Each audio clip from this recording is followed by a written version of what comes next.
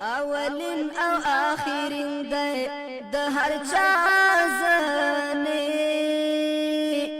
دا د زړونو ښه تسکین دی له دوا زنی دا نبی آخر زمان دی محمد عربی ښایسته نوم مې د جانان دی.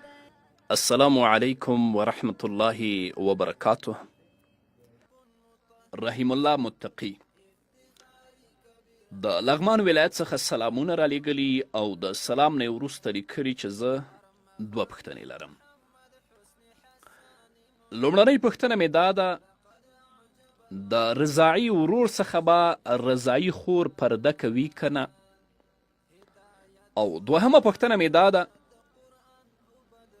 که د امام پسې ولاړ وي او امام په جهر قرائت کوي او ته غیر ارادي په زړه کې پسې قرائت وای، لمانځه ته خو به کوم نقصان نه رسوي.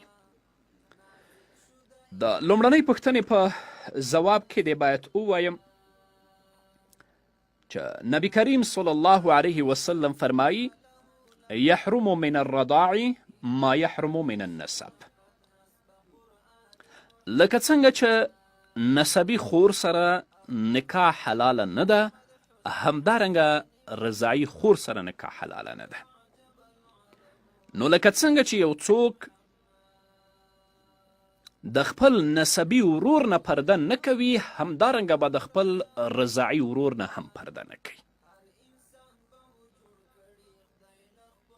بحر رایق په 3 جلد کې په 226 صفحه کې کتاب الرضاع کې او هندیه په لومړني جلد کې 343 صفحه کې کتاب الرضاع کې لیکي زوج مرضعة لبنها منه اب للرضيع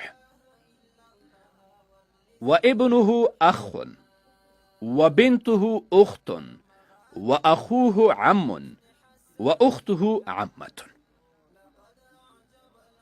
تا د یوې ښځې نه د رضاعت په موده کې شیدې وڅکلې، نو د دغې ښځې چې کم خاوند دی چې دا شیدې هم د همدغه خاوند نه دي، دا د همدغه ماشوم لپاره چا چې شیدې څکړي د ده لپاره رضاعي پلار دی، او د همدغه سړي زوی د دغه ماشوم لپاره رضاعي ورور دی، او د همدغه سړي لور د همدغه ماشوم لپاره رضاعي خور ده، او د همدغه سړي ورور د همدغه ماشوم لپاره رضاعي تره دی، او د همدغه سړي خور د همدغه ماشوم لپاره عمه ده.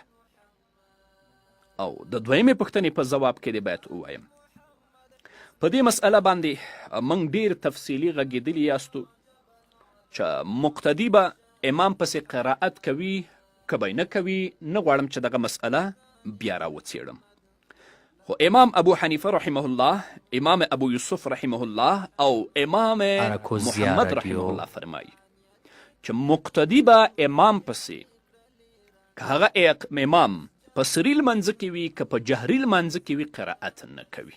ګڼ شمېر دلایل شته دی. اوس که یو څوک په غیر ارادي ډول په زړه کې دغه قرائت لولي، ژبه یې نه خوځېږي او قرائت ته یې توجه شته، منځ ته کوم نقصان نه رسېږي. مدثر مزمل مصدق مطهر افتخاری کبیر حسب امت یعنی محمد ارمغان محمد حسن حسان محمد لقد اعجب العالم عظیم شان محمد هدایت شو عالم تد قرآن په بدرګه جبرائیل بای همیش ورتا پخوا کی تاویده با یکدم از لوح محفوظ نجمن نجمن بما نازل شده این کلام بما